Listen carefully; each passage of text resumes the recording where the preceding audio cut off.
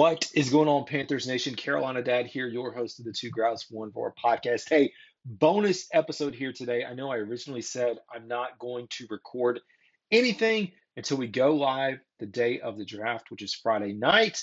But I went on ESPN Wilmington this morning to talk about the Carolina Panthers and the NFL draft. I went and tried to record on my backup device the actual audio content that came through. It didn't work, so I got a snippet of it. And so at this point, I said, well, I've done all this prep work and I have all this documented. Why not go through what I talked about on the show and give you a little bit of insight? And it's just going to be a bonus episode, short and sweet. So here we go, kicking things off. One, I like to shout out Randy Slack of ESPN Wilmington, who is the one that had me on Slack on Sports. So first thing we had as a topic is thoughts on Dan Morgan's offseason.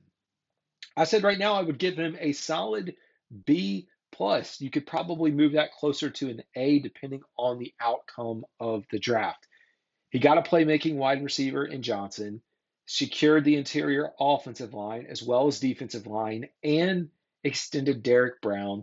He brought in some guys familiar with Ejiro Evero's defense, and I feel like he has truly put the Panthers in a position to draft the best player available so that we can go out and, we're not reaching for certain positions. So I do give it a solid B or B plus right now. Very impressed. Next on the agenda is a wide receiver at 33 a given. That was the question. We did get to talk about this. And I said, according to Xavier Legette, yes. If you've heard him in his interview, he's talked about his top 30 visit or visits, multiple visits with the Panthers, and how they told him if he's available at 33, they're going to draft him. When has that ever gone wrong? When a player's been available or told something, I don't know how much we can read into it.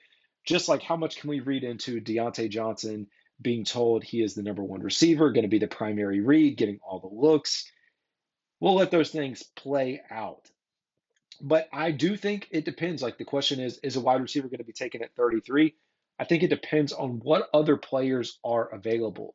If you have a Jackson Powers Johnson, a Graham Barton, a Nate Wiggins, Cooper DeJean, if you have a defensive end prospect or edge, I should say, available that you think is more valuable and will not be available later, you could see the Panthers move off of the wide receiver position. I mean, last night I went through on X giving you explanations why, hey, I think there could be a situation where we don't draft a center at all. Like if the chips are all in on Austin Corbett, you could see us not drafting a center right away. If you look at cornerback and think that, okay, well, we like the guys that we have here and we're going to bring in Stephon Gilmore, you could see cornerback being pushed down. You could look at the edge position again and say, okay, well, we've got two solid starters, a decent rotation behind them. We feel okay with what's there.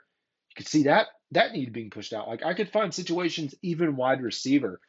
You could see wide receiver being pushed back into like the third or fourth round. I'm not saying it's going to happen, but there's possibilities. So I do think it really depends.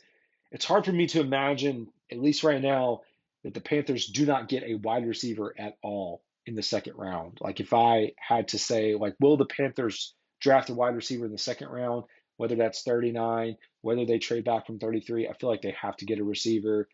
They'd be gambling to wait until pick 65 to try to grab a receiver.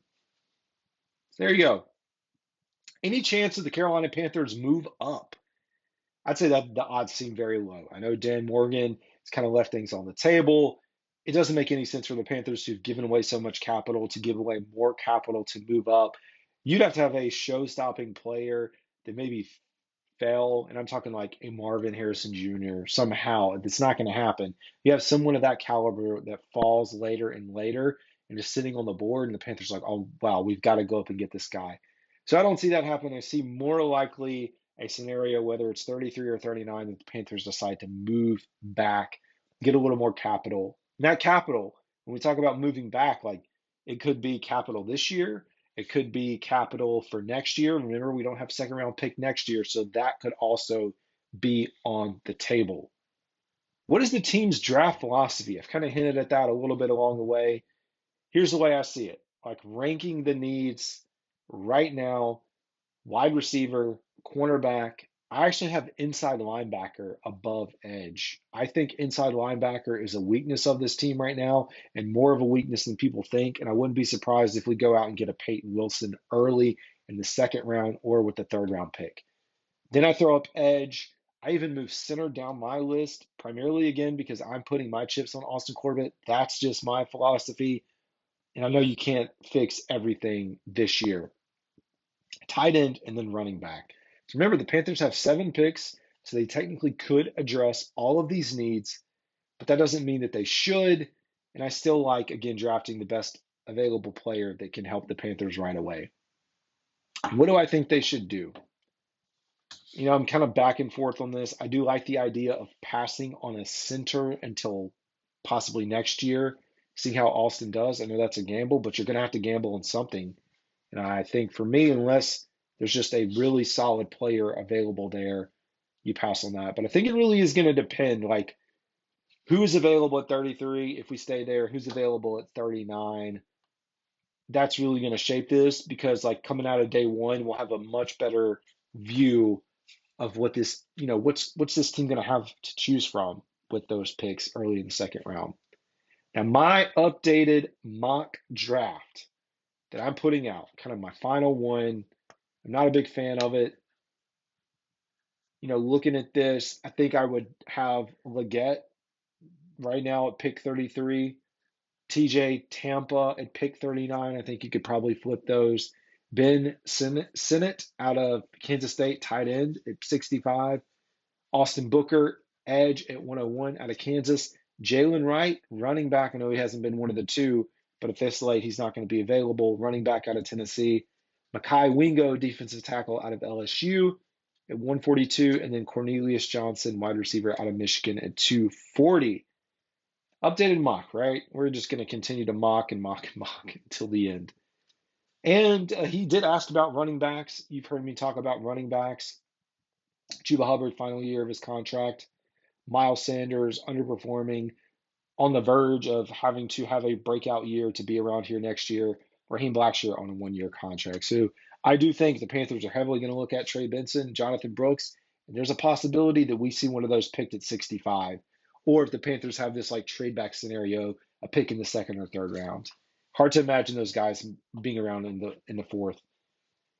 And other positions to watch. I mean, I still think, like I said, tight ends up there, possibly interior defensive line. Like if there's a player that's available, I know you have Robinson, you have Brown, you have Tuttle in the middle, but you still like the idea of having more depth there at that position. The 2 positions or 3 positions that are hard to imagine us drafting: guard, tackle, or a safety.